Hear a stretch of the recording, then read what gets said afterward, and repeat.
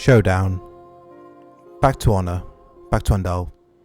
Andal was my brother, figuratively, but I find more often than not the family you unearth along the way is more real than the family you thought was the... Never mind. Andal was my brother, period. Tanix was the four-armed murdering guardian hunter who... Yeah. Andal and I, we made a bet.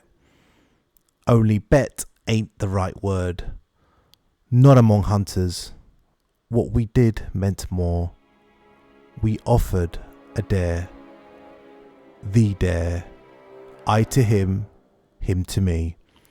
Kill Tanix or get chained to vanguard duty. Hunt the hunter and come out on top, or wear a leash. This was our honour, our word. The hunter dare dates back to nobody knows when. There are all kinds of stories about the first dare, but there's no way to discern the truth of a thing done who knows when by who knows whom. It was the first dare that time a hunter.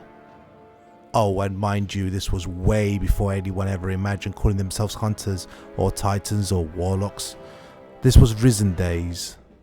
The chosen weren't organised back then. No code. And I didn't get it, no matter how much their ghosts talked their ears off.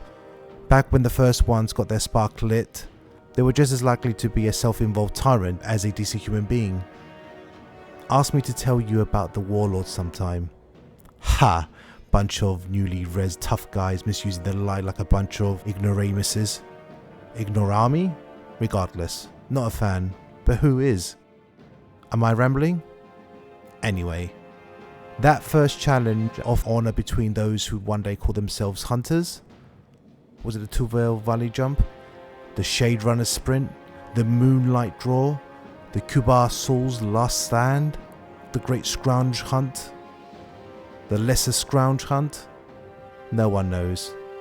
I sure as heck don't. But which was first don't matter.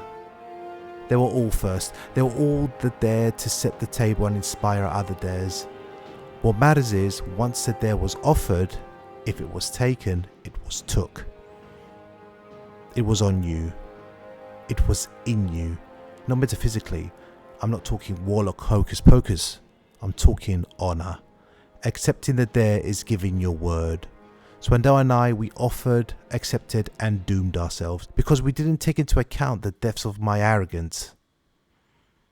Seems my arrogance is where it always falls apart.